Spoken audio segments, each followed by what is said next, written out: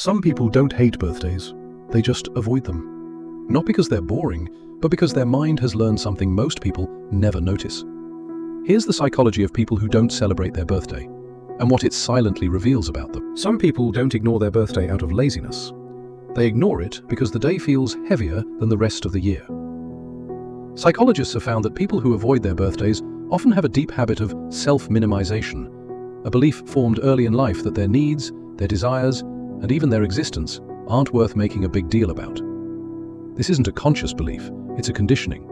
Maybe they grew up in a home where no one cared about dates. Maybe their parents never celebrated them. Maybe conflict overshadowed the moments meant for happiness.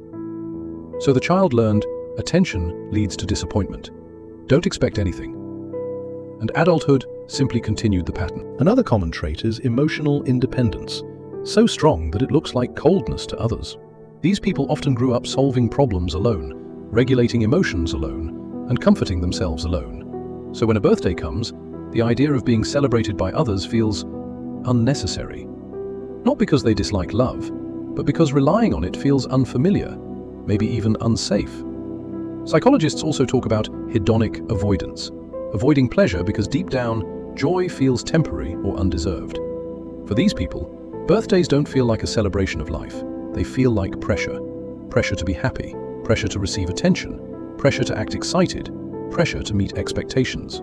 So instead of pretending, they simply choose silence. Another overlooked reason, birthdays force self-reflection, and not everyone enjoys looking inward.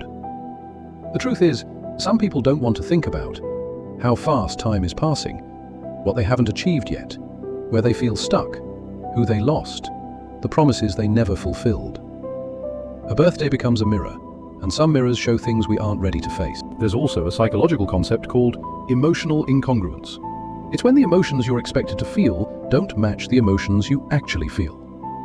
On birthdays, society expects, be excited, be grateful, be cheerful, be social. But some people genuinely don't feel those things. Maybe they're tired, maybe life is chaotic, maybe they feel empty, maybe they're overwhelmed, and pretending becomes exhausting.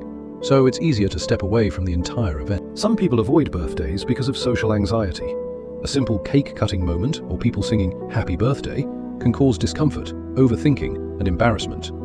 Their mind worries about being watched, being the center of attention, being judged, reacting incorrectly. So, instead of dealing with anxiety, they skip the celebration entirely. There's another layer, and it's deeper than most people think. Loss. For many, a birthday marks another year without someone they loved, a parent, a sibling, a partner, a friend. The date becomes a reminder of absence, and celebrations feel incomplete. These people don't avoid birthdays because they dislike joy. They avoid them because joy feels incomplete without the person missing. Psychologists also note a pattern of low self-worth in those who consistently reject being celebrated. It's not that they hate the idea of a party, it's that they struggle with the idea that they are worth celebrating.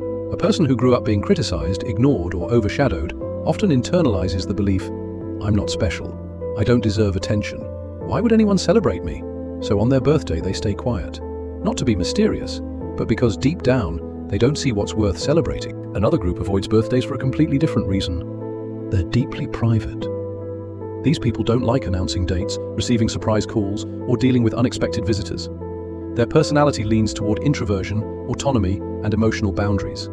Birthdays feel like an invasion, people entering their space, their routine, their emotional world.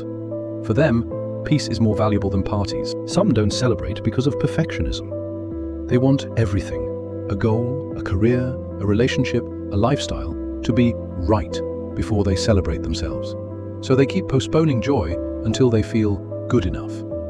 But that day rarely comes, because perfectionists always see what's missing, not what's growing. Others avoid birthdays because of fear of aging, not in a shallow sense, but in a psychological one. To them, age equals responsibility, pressure, expectations, irreversible change, reduced time.